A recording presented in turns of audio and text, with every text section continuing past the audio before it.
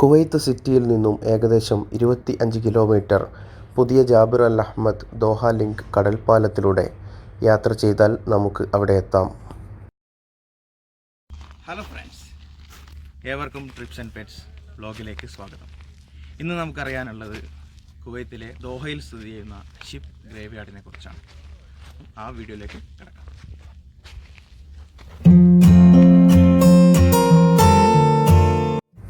ഇതാണ് കുവൈത്തിലെ ദോഹയിൽ സ്ഥിതി ചെയ്യുന്ന കപ്പൽ ശ്മശാനം. തകർന്ന കപ്പലുകൾക്കായി ഒരു ഇടം.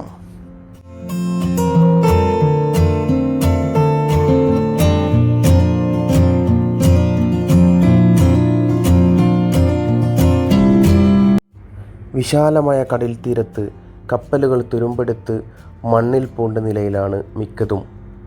ഒരുപാട് കപ്പലുകൾ മണൽ തീരത്ത് ഒറ്റപ്പെട്ട് കിടക്കുന്നു. അതിൽ പൂർണ്ണമായും നശിച്ചവയും നമുക്ക് കാണാം.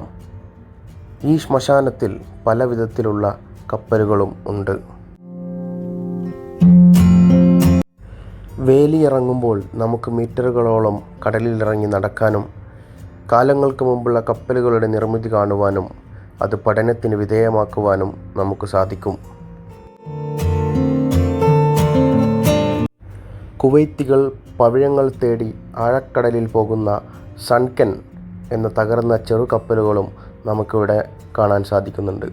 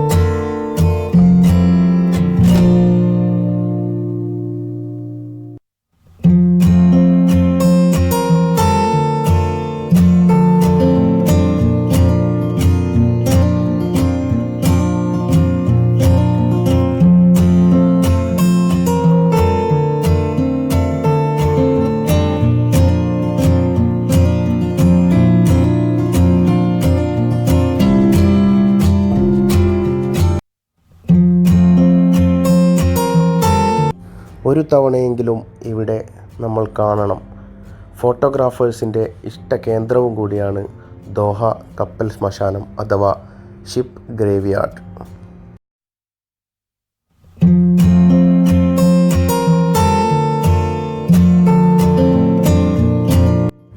ഇതുപോലെയുള്ള കുവൈത്തിലെ വ്യത്യസ്തമായ കാഴ്ചകൾ കാണുവാനായി ഈ ചാനൽ സബ്സ്ക്രൈബ് ചെയ്യുക. നിങ്ങളുടെ സപ്പോർട്ടാണ് എന്നെ മുന്നോട്ട് നയിക്കുന്നത്. ഈ വീഡിയോ നിങ്ങൾക്ക് ഇഷ്ടപ്പെട്ടാൽ ഷെയർ ചെയ്യുവാനും ലൈക്ക് ചെയ്യുവാനും മറക്കല്ലേ.